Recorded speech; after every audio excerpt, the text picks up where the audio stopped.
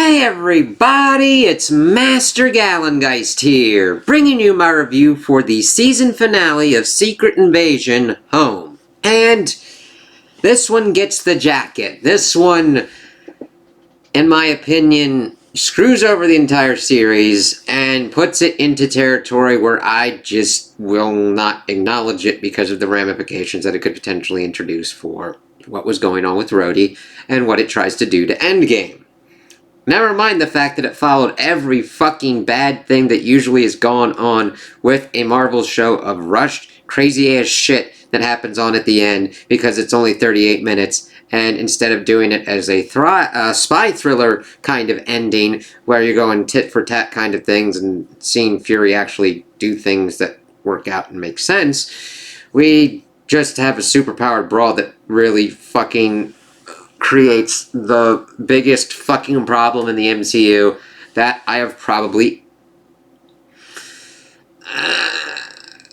ever seen to this point. And that's even factoring in what happened in with Spider-Man No Way Home.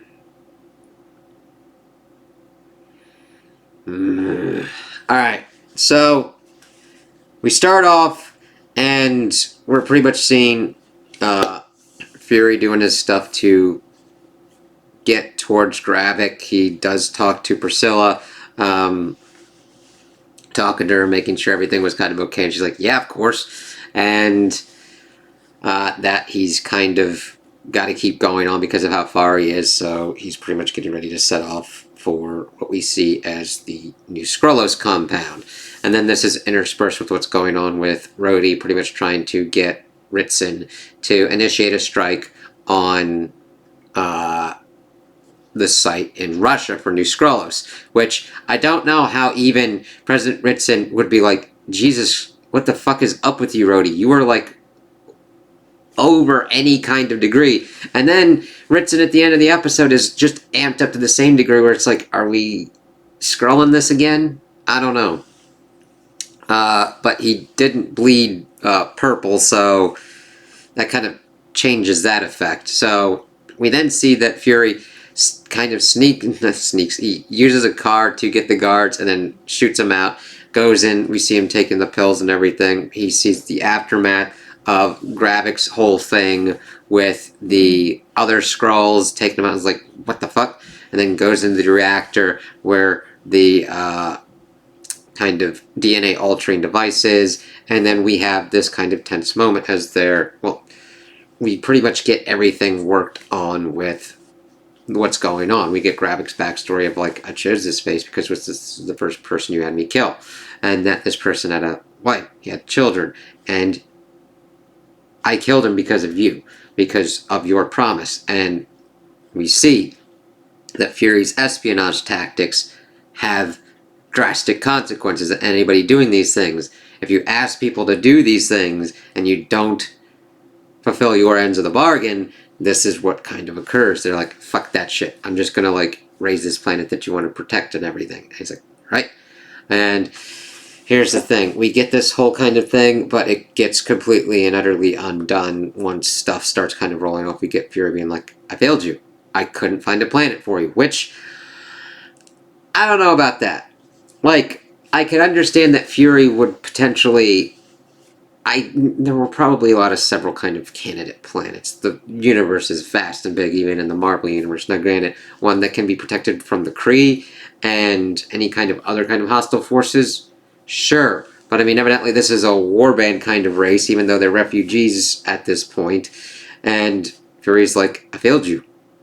He's like, I liked the snap because I was at peace. I was done. I didn't have to fight anymore. And that he pretty much hid up in Saber because of that. And he's like, you know what? What I want you to do is take the harvest, and leave Earth. And just, because Fury pretty much said that it was easier to save 8 billion people than to change their minds, change their hearts and minds. It's like, I kind of get that, but you're just plot demanding that we get a certain kind of explanation and stuff at this point because... reasons. It starts rushing and it's like, whatever. So we see Fury shaking. He doesn't have his iodine pills. He's like, ah, shit, ah, shit. And Gravik's like, no, I'm going to take this and I'm going to raise the planet. He's like, ooh, pure. And let's see here. boop, boop, boop, boop, boop, boop, boop, boop, boop. The Harvest has Ghost, which retcons that Ghost was at the Battle of Earth against Thanos, which is just fucking weird. Steve Rogers, Bucky Barnes, Corvus Glaive, Thanos, Outriders, Proxima Midnight, Captain Marvel, Abomination, puts him at the Battle of Earth, which is like whatever the fuck. Mantis, Cull Obsidian, Drax, Korg, Ebony Maw, Frost Beast, Hulk, the Chitauri, Valkyrie, Thor, Gamora, and Groot.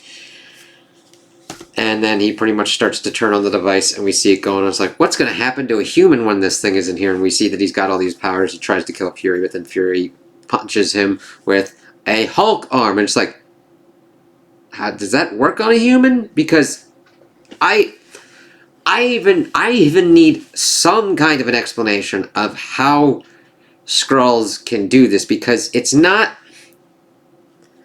The strange fucking thing of how this works is that we get through this battle and we see them kind of shape-shifting into the power, which is kind of not how powers work.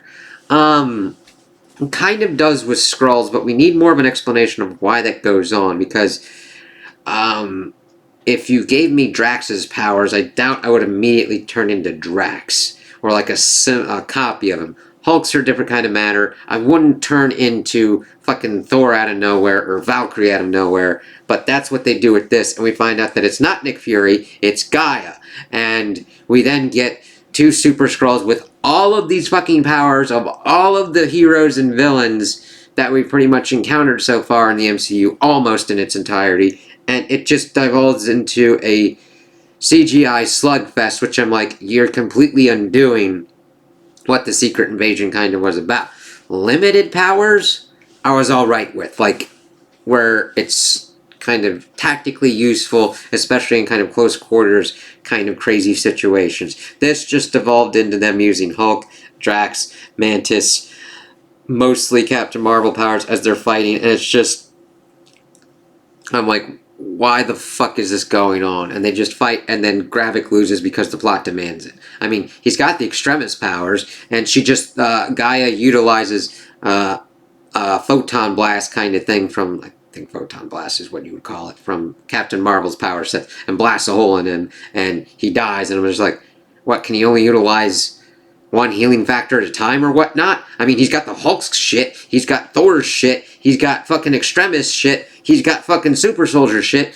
These guys should have been locked in Mortal Kombat till the end of time because of how much superpowers they've got. And he's kind of calling Gaia weak, just like Talos, and her mercy will be her weakness, and she fucking kills him. It's like, alright, I understand trying to make her more, morally ambiguous, I guess, or understanding. It's like, oh, I wish that it would devolve into something, not devolve, but like not devolve into just random fisticuffs and just like killing out the villain. Like, use a villain's death when it's an important kind of thing where there's no way out and they had to make that kind of choice and have severe repercussions for it.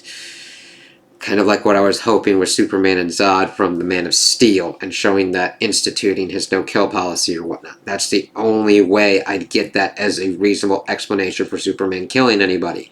Especially like a young Superman or whatnot. But you have to do things with that. This was just like, slugfest! We can't have two super-powered motherfuckers like this, so kill Gravik. God damn it. I wanted a spy thriller kind of thing, and Fury tactically doing some crazy ass shit, maybe all a kind of John Wick. I mean, he doesn't have to do John Wickisms to the complete point, but it just devolved into, hey, let's just put every fucking conceivable power in her, make her OP, and then just like, and it's not because it's Gaia and she's like a woman or whatnot. That's not the issue here. It's just, she has so many powers and almost like no conceivable weaknesses, unless you have the plot demand that she somehow randomly dies, kind of like Gravik. It's like, she institutes the biggest kind of problems that we've got. She's literally a god, except for the ability to rewrite reality. And at this point, I swear to God, I don't know if they included Scarlet Witch in there, but if they had Scarlet Witch's kind of stuff, she could literally rewrite reality. Oh my god.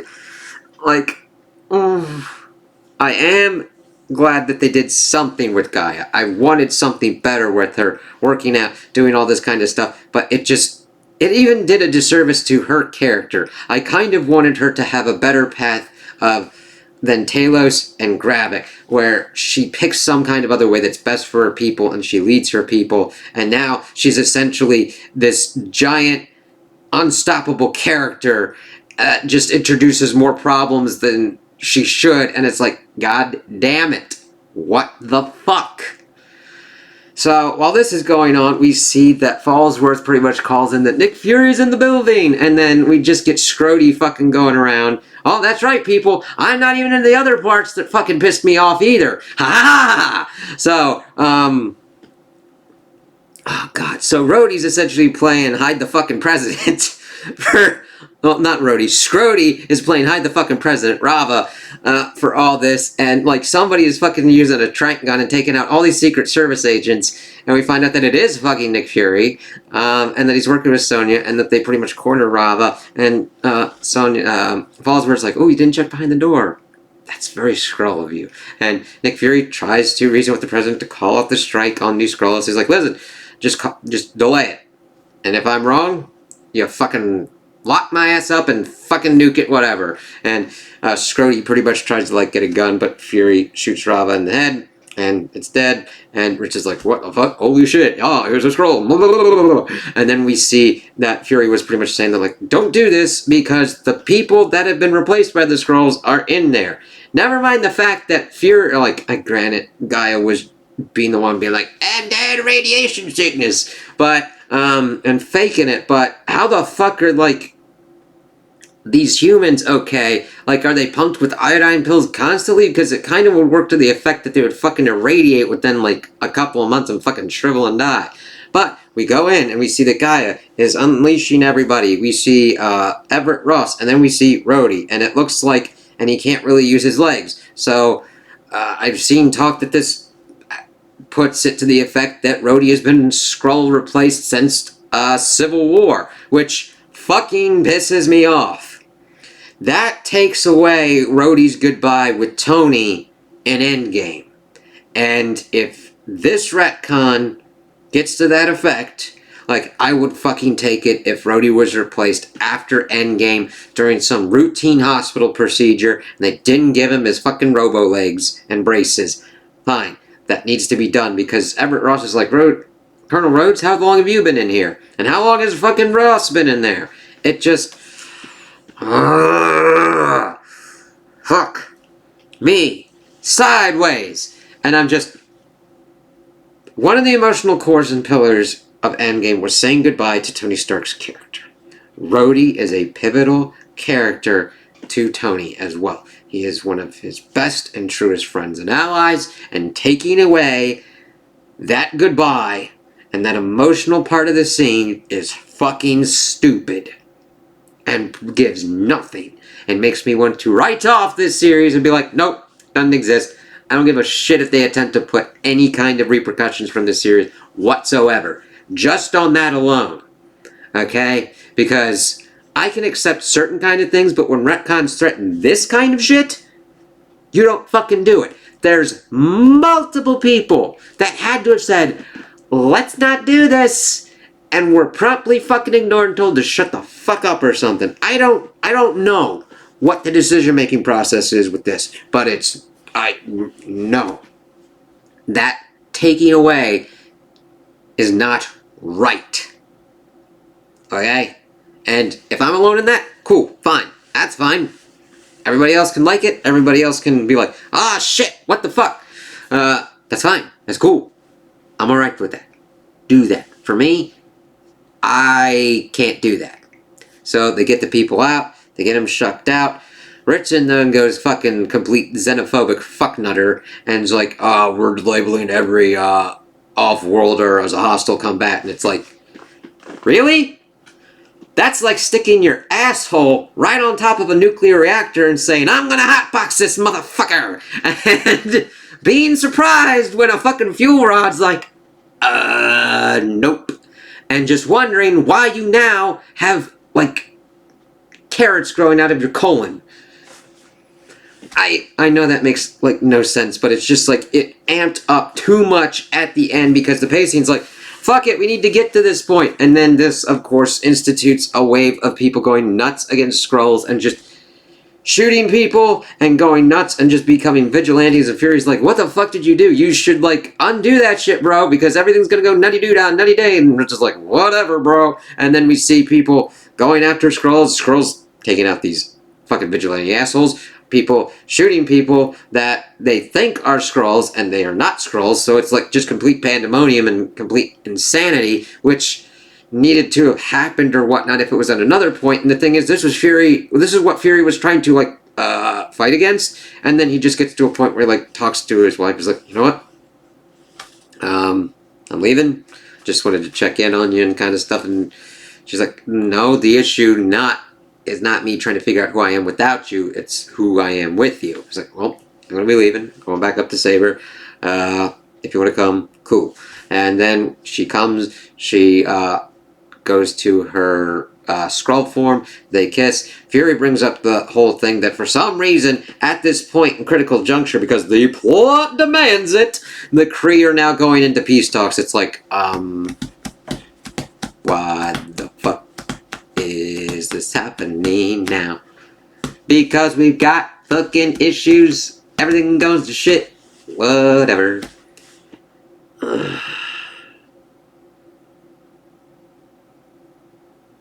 And that was good. I mean, there were issues that could have been resolved and everything, but I've been enjoying this until this was like, hey, guess what, dude?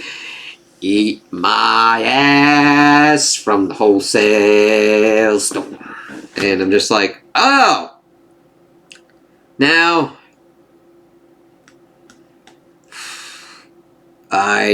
granted, I love Marvel, I love the MCU. This reminds me of the fact of what happened with me with Game of Thrones.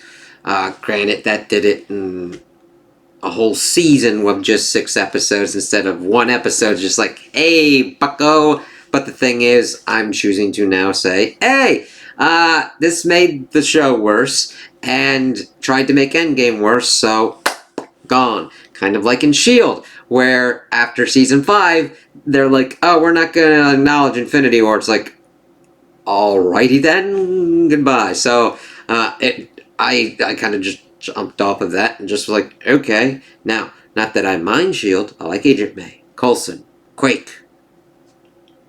All of them involved. Mac, Fitzsimmons, Deke even. It's like, alright, so I kind of just have to even... Now, granted, the canon status of Agents of S.H.I.E.L.D. is always woo, but I would pretty much be like, hey guys, if you're gonna decanonize something, do this. Because you can still do Armor Wars with Rhodey not having to deal with this fucking shit. Now, granted, if they go and be like, nah, he was just taken to a routine hospital procedure or whatnot. It was, he still said goodbye to Tony. Okay, fine.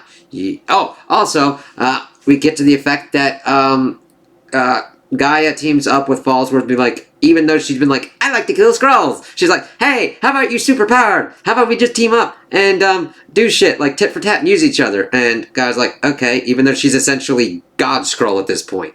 She could essentially start a religion around herself and be like, I'm a superpowered goddess! Worship me as Empress of the Skrulls. Which, I could take that villain turn. But the thing is, how the fuck are you going to stop her, Phoenix Force? Fuck. And there we go. Mutants. Boo-doo. Unless YouTube tries to, like, take me down for even trying to hum a little bit of that. Sorry. I don't know, this episode broke me a little bit, guys. I'm sorry. Like, I'm just getting it out. If you like this and you enjoyed it, I never want to take that away from you guys. Like, hell, I liked and enjoyed most of the series. And then we got here, and it's like, hey, how about getting kicked in the dick? And it was like, I didn't ask for this! And it's like, too bad. Order up! And it's like, fuck me.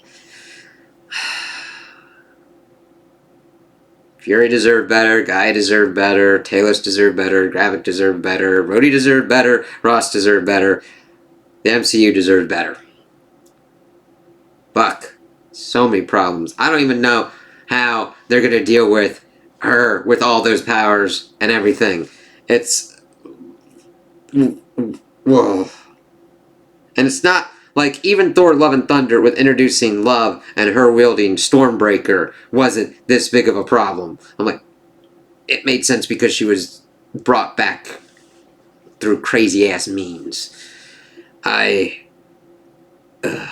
So, I would not recommend watching this, especially this episode, and I hope they're just like, forget about it, which I hate because I like Samuel Jackson as Nick Fury. I like Emilia Clarke as Gaia. I even like the actor as Gravik, and the actor as Talos, and Fallsworth, and what we were kind of getting, and what we could have kind of had the potential for, and it just was like, nope! Here's all these problems. So I do not envy the writers and showrunners and directors of shows and movies that will have to deal with this. And the only way that I would advise them to deal with it is to be like, it didn't fucking happen. Put it off into some kind of multiverse, incursion its ass, and be done with it. Just be like, you got the fucking resurrect Kang from Quantumanium, have him fucking shut this shit off, and toss. I would even take a small short where that fucking happens, where even the Council of Kang is like, that is not right, that is stupid, gone.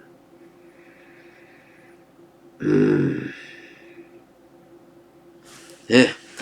So, those are my opinions on the episode. Tell me what you guys think in the comments below. If you liked it, if you didn't like it, if you agree with me, if you disagree with me. Also like and subscribe, and I hope you have a good day.